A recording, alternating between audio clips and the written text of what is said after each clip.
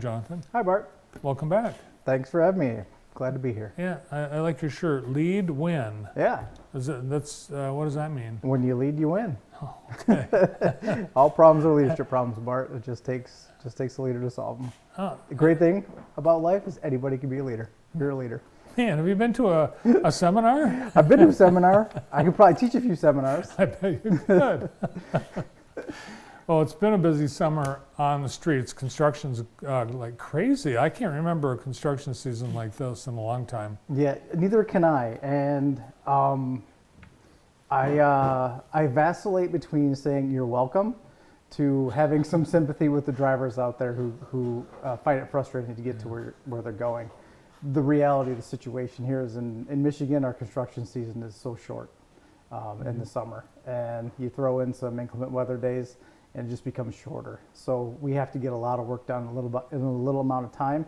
And that causes major disruptions. And that's no fun. Even though we're thinking about the progress and what's going to be when it's done, when we're living it, it's very frustrating. But I'm very happy with the work that the city, in conjunction with some projects with MDOT and other partners to improve our city this summer. It's been awesome. Yeah, we all want better roads, but we have to have time to build them. Yeah, you do have to have time to build them. Yeah, but we're getting close. We're nearing the end of a lot of these major projects. Well, some of them will have a pin put in them, and they'll continue next year. That'll be with like the Cooper Street Bridge. That's an MDOT. The bridge is an MDOT project. We're using the time right now. People always ask, well, do you guys coordinate with utilities? Can you do work at the same time to make it easier? That's a standard practice of ours. MDOT, they work on the bridges in the state. We had a water main project at the same time, so we paired that up with them and happy to get it done at the same time. The bridge will still be under construction, but our work is done, so that's nice. There are more than 100 bridges in the state that have been identified as subpar and really to the point where they shouldn't be in use. So I guess we're lucky that we've got a couple of the bridges that are getting completely replaced. Yeah, you never look resources that come from the state or federal level in the mouth. You take them, you do the most that you can with them, and we're grateful for that. The MLK project is huge, as anyone that's driven in the area can see, and that's another one of these 2-year projects. It is another one of the 2-year projects, much like the one we had in downtown with Dig Downtown Jackson. Same thing, a long stretch of road.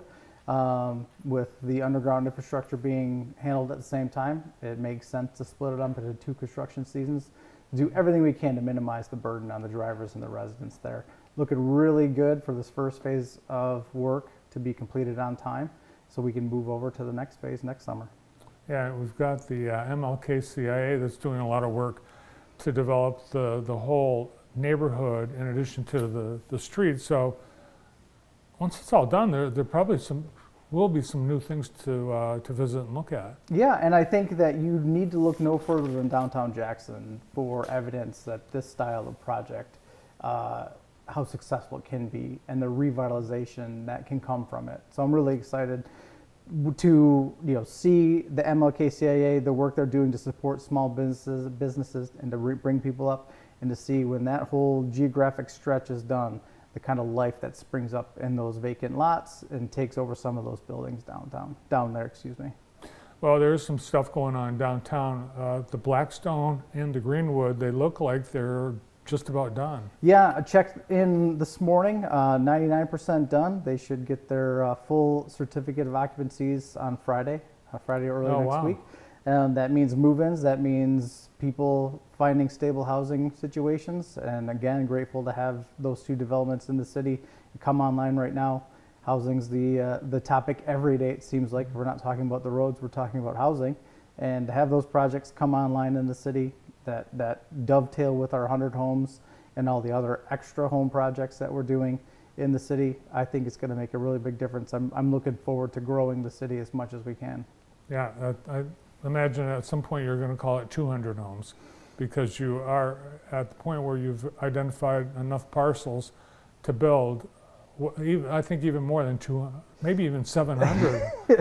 We have, I mean, the markets will tell, and it will take a long time to get to that amount of homes. But as it stands right now, the need is over the 100 homes, to your point. up into 200, and I think the willingness from the build community is there to do it.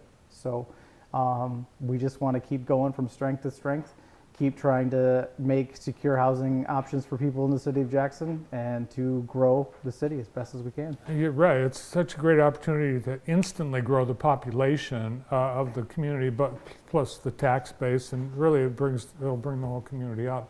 Now, rumor has it that both of Blackstone and Greenwood, they're full even before they open. Is that true? That I don't know. I do know that there was a website and phone number you can call to get on that stuff, but I don't know all those details.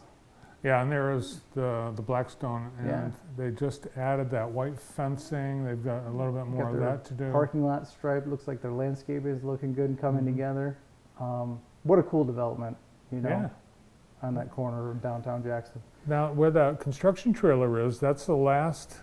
And you were here when you came to Jackson. All of that was a weeded over parking lot Yeah. for Consumers Energy. Yeah. Yeah. When I started work for the Downtown Development Authority and the city, that's where they had City Employees Park, was basically down right behind the 200 and stuff. So Yeah. What a transformation. yeah. What do you think we should do with that green space, though, Bart? What? What do you think we should do with that green space? See if we can get some buildings and Someone go said there. pickleball. No, I think. Pickleball. Well, if you look at the parking, I think, when the Hayes, we're going to have a parking situation. We need, with the Hayes, With the Hayes. where we're yeah. going to put people. Well, thankfully, the developers of the Hayes, Collier Gibson, they're working on those plans right now. Ah, They're the first developer to come through the door with that project and be like, hey, we know there's going to be a problem. Why don't we solve it in the beginning instead of waiting and making it somebody else's problem? oh, that's good to hear. It is great to hear. Yeah, so there's no bad news on the Hayes, which is good news. No bad news on the Hayes, which is great news. Very happy with the development partners in Collier Gibson, and the main contact I speak with on a weekly basis, Scott Gibson. Still on track, hoping to get that commercial space going on the anniversary of the building next year. Oh, wow. We'll look forward to that. Also, a new development downtown, which has been, I think, in stealth mode because all the work's being done inside. And that's the Masonic Building, which is Yeah. city center. Yes, the city center. Yes, it has been in stealth mode. It's also been a long project, so I get that. But we're happy to announce the opening of the city center. It's available for rentals. It's a great big first floor.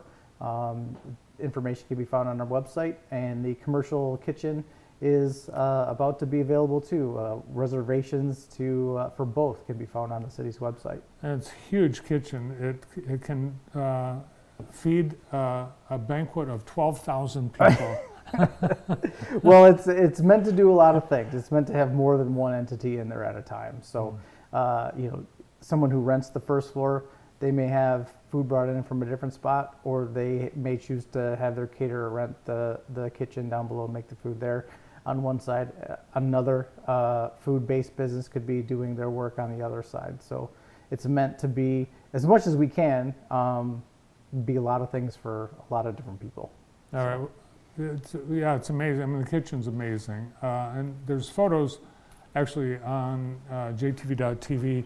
If you look for the State of the City address from earlier this year, we toured the downstairs so you can see what an incredible kitchen that is.